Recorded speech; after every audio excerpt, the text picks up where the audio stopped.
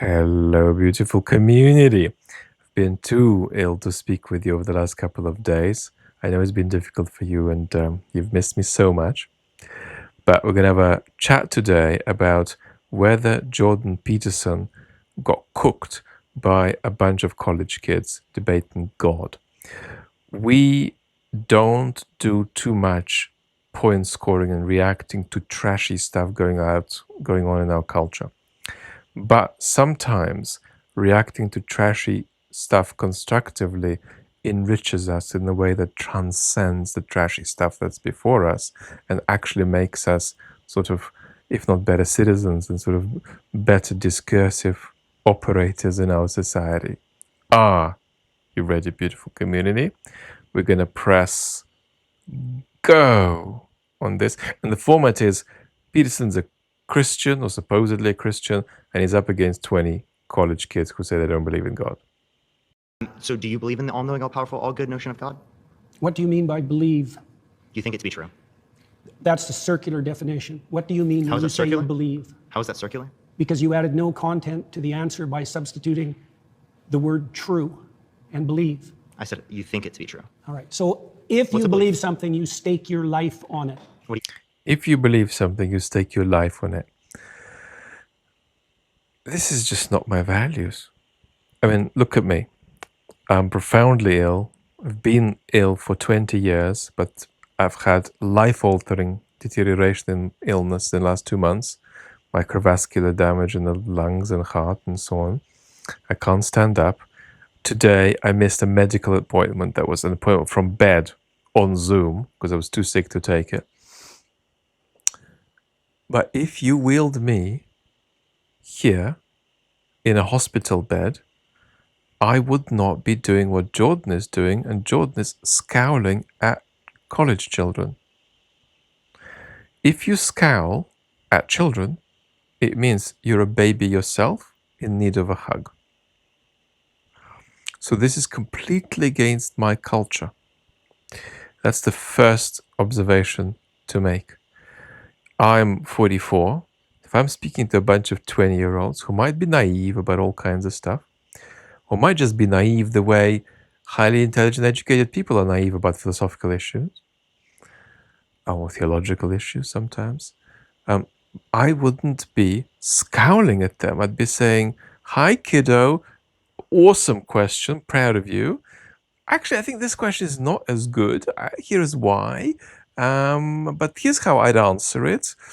Go on, give me your next question, and well done for thinking so clearly, and I'm proud of you.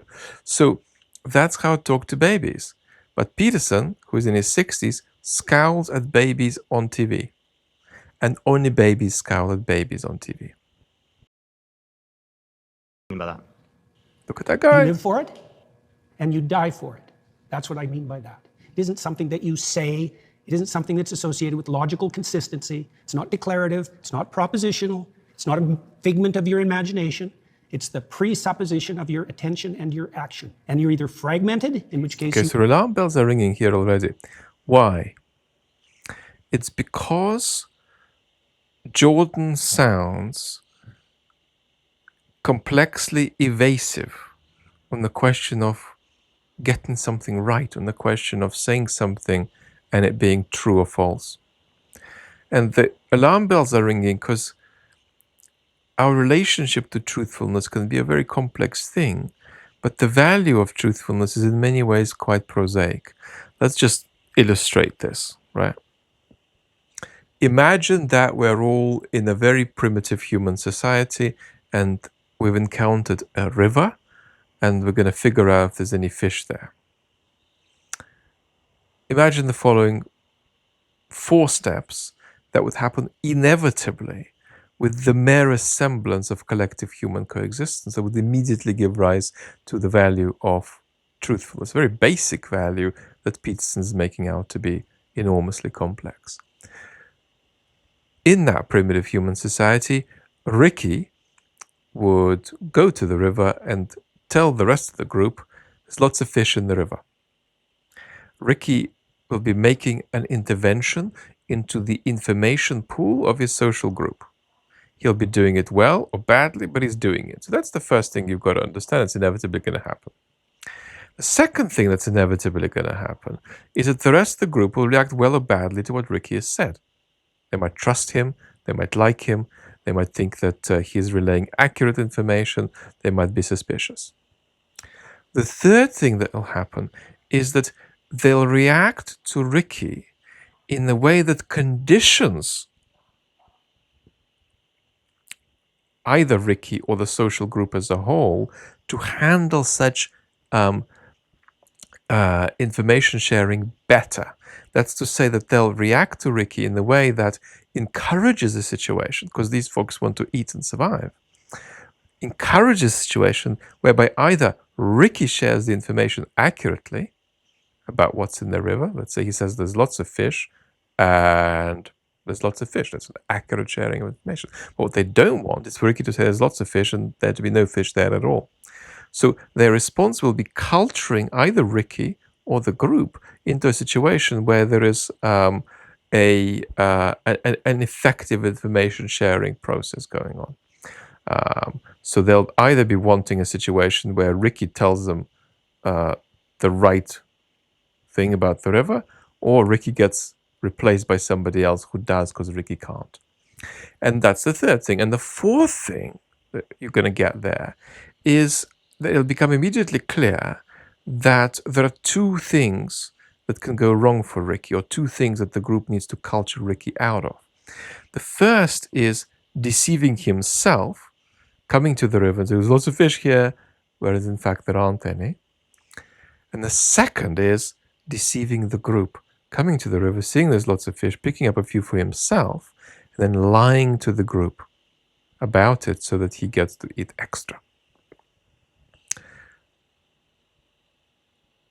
What I've just described, that would be approved by Bernard Williams's genealogical story about truthfulness, for instance, is very basic. It's basic human stuff.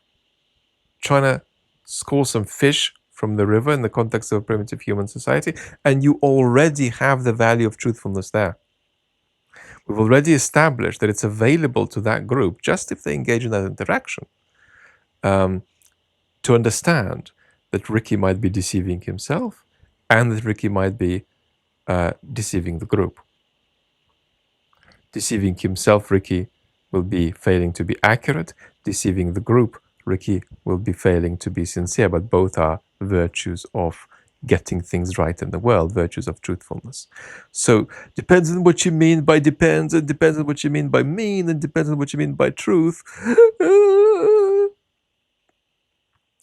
Sounds off because of how basic to elementary human social life the value of truthfulness is. Worship multiple gods, or there's some unity at the bottom of it that makes you an unstoppable force? Okay, so you're saying that you don't believe something if you wouldn't die for it? Not really, no. Okay, so then, How would you define belief? Okay, Something let's you be like say? Dr. House here. Come in, make the diagnosis immediately, and leave 30 seconds later. Peterson is saying here that he wouldn't be comfortable with the idea that he holds anything to be true unless he's prepared to lay his life down for it.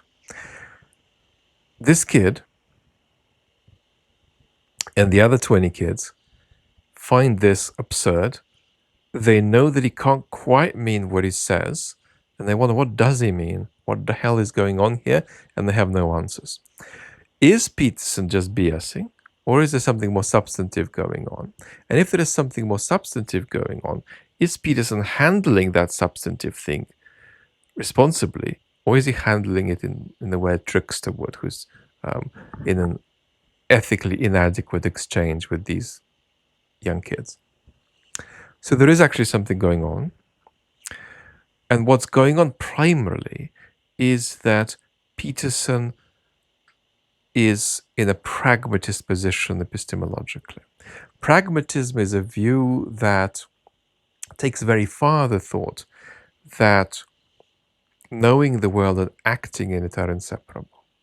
It's a view that takes very far the thought that philosophical concepts can become functional. It's a view expressed by the late Dick Rorty when he says that truthful statements are statements that we pat on the back because they pay their way.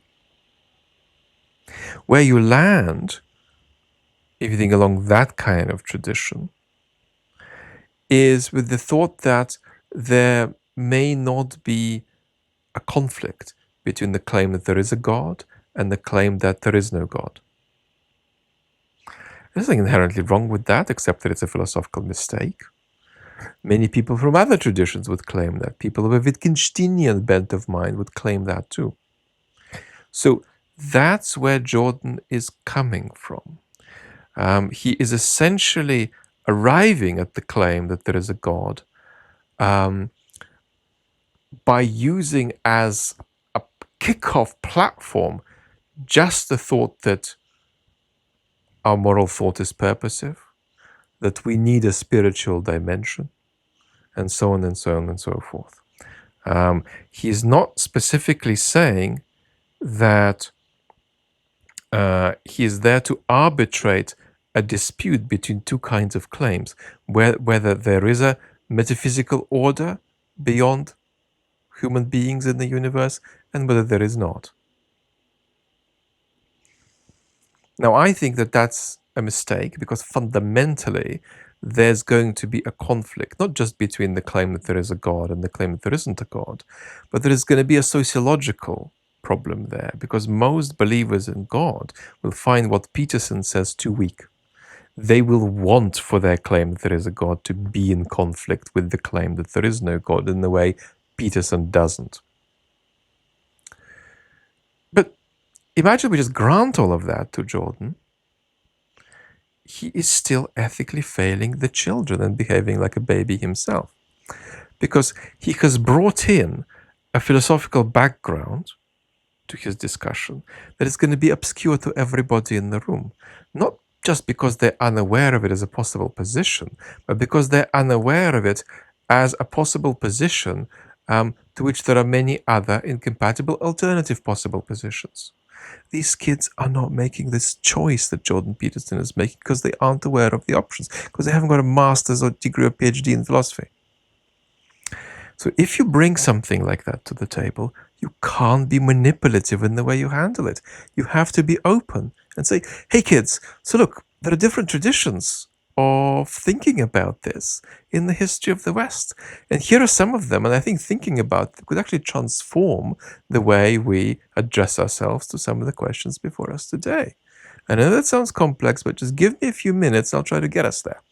That's an ethical way of engaging. Whereas he has brought to this event with these children some kind of underhand, under the table resource of philosophical conceptualization. He's not put it on the table. He's not made it transparent to the babies. And he's giggling about how the babies can't notice properly what he's putting on the table. When he isn't putting anything on the table, he's keeping it under the table. So the problem isn't the philosophical error he's brought to the discussion, but that there's an inadequate relationship between the philosophical assumption he has brought, be it an error or correct one, and his ethical responsibility to relate in an adequate way to everybody in the room. So that's what's gone wrong. And of course, it's then fueled by the fact that Peterson is an advocate and thinks of himself as a kind of public intellectual who should be out there to manipulate the culture, to push against certain tendencies with an excess of sort of hyperbolic emphasis in the opposite direction. And in doing that, Peterson thinks he wants to manifest, more than explain and justify, the idea that in a disenchanted world you can still believe in God. Now, in doing so, he's making a philosophical error, but I think that's rather secondary. What's primary is, if that's what you want to say philosophically, put it on the table and don't exploit and trick the kids by scowling at them while untransparently disguising your philosophical baggage under the table. That's what's gone ethically wrong in that transaction. And that's why it's an irresponsible transaction to have had for Jordan with babies. Lots of love.